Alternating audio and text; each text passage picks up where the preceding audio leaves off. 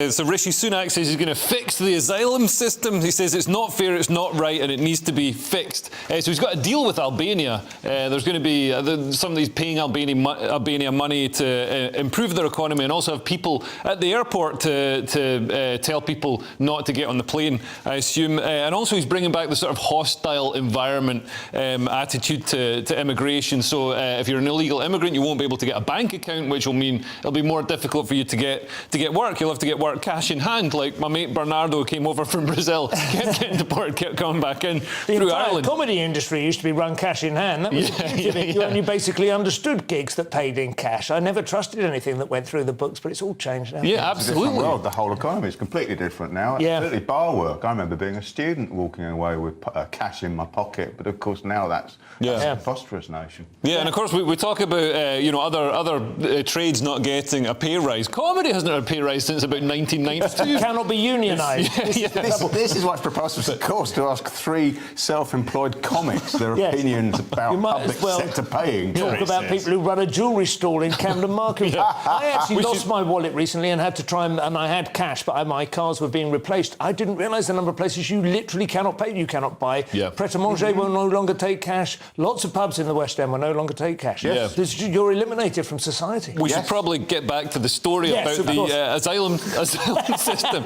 So I love the way you give it you voice yes in asylum. It's like a phloem in asylum. Like an asylum phone. Yes. That thing that you play with Patrick Moore. But so Keir Starmer's come out and said the majority of people coming across as illegal coming across in the dinghies qualify as refugees. It's like, obviously that's why it needs to be fixed. These people aren't genuine asylum seekers, a lot of them. I mean, for a start, they're coming from France. They've come through a lot of safe countries to get here, and a lot of them started off in Albania, which is perfectly safe and probably a lot nicer than the UK. I don't know if they've actually seen what Middlesbrough looks like before they come over here. Somebody who went back, wasn't there, recently? They came over, they were from Ukraine, and they were repositioned in Nottingham, and they stayed there for about another day, and they went, no, actually, I'll take my chances in the Donbass. Certainly when they start getting put up in pontins, I think a lot of people will be applying to get But there's been some very nice hotels have been repurposed. The amount of money being spent, so £5.5 million is being spent every day. Which is coming out of the foreign aid budget predominantly as well, so it's... there's an upside.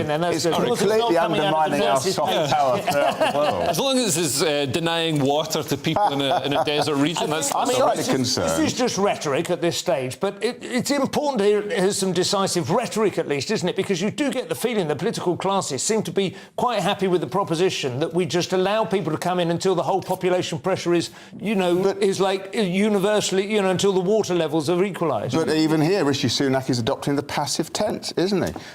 It's a problem, it needs to be fixed. Orwell frowns. Avoid the passive.